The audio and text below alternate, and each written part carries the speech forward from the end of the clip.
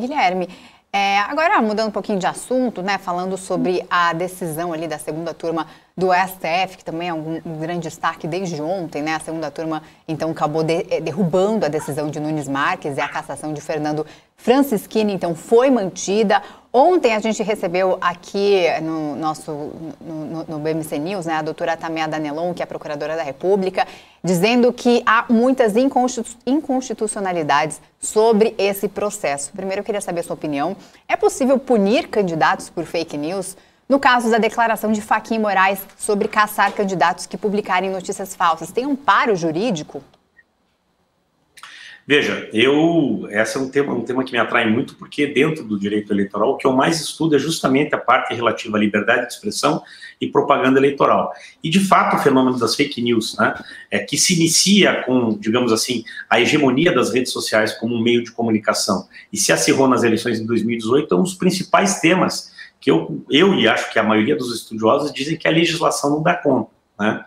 O que tem de interessante e controverso na decisão do caso Francischini? Primeira questão, ela tem um ponto muito virtuoso, porque ela eleva a condição de meio de comunicação social para fins de exercício do direito eleitoral e, portanto, de controle da justiça eleitoral às redes sociais. E eu acho que isso ninguém ignora, né? Eu dou sempre exemplo, né?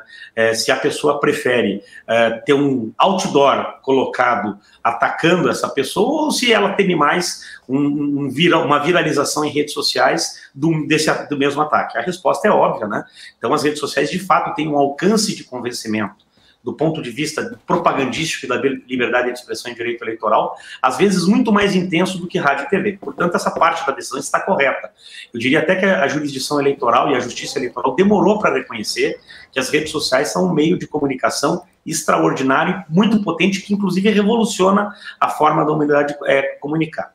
Aí tem dois aspectos bastante controversos, na minha opinião, né? Primeiro, é o fato de ter sido engendrada a cassação do deputado Francischini sem levar em conta a influência daquela manifestação profundamente infeliz e de fato falsa, é uma fake news, não aconteceu nada daquilo que ele falou, a urna foi periciada aqui no estado do Paraná e até me permita registrar isso, a tal da urna onde você votava no Haddad e dava Bolsonaro, o Bolsonaro teve 200 e poucos votos e o Haddad teve 13 votos. Então seria uma fraude muito mal feita, né? E nada se achou.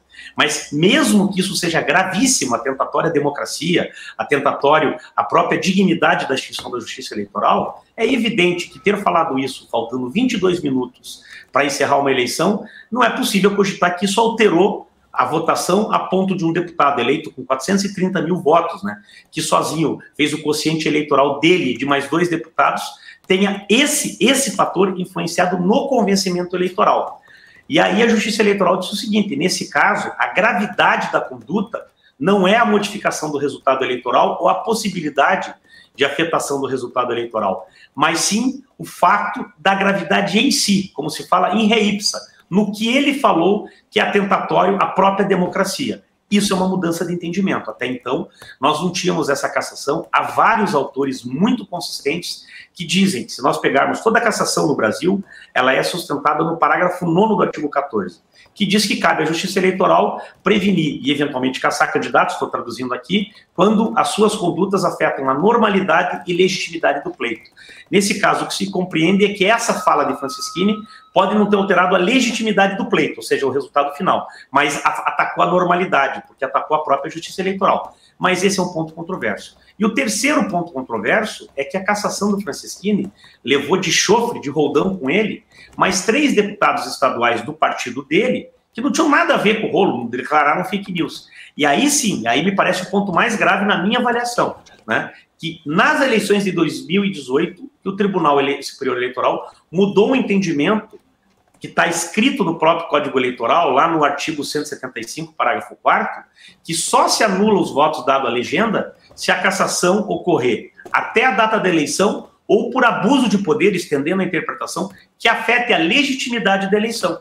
E nesse caso, o próprio Tribunal Superior Eleitoral reconheceu que a fala do Francischini não modificou o resultado eleitoral. E aí me parece profundamente injusto e inconstitucional que os votos dados à legenda do deputado Francischini, decorrentes da campanha feita por ele pela legenda, não sejam validados, e os outros 3 ou 4 deputados que assumiriam a cadeira deixada pelo Francisquini tenham perdido o mandato. E acredito, não sei se vai dar tempo, que o próprio Supremo Tribunal Federal deve corrigir essa circunstância, como ontem o ministro Gilmar Mendes disse no voto dele, ele afirmou expressamente isso, até porque a jurisprudência do Supremo, que diz que uma mudança de entendimento da justiça eleitoral numa eleição só pode ser validada para outra, ele disse isso claramente, mas disse, neste momento aqui, de uma tutela provisória na segunda turma, não é o meio processual nem o momento de rever isso daí.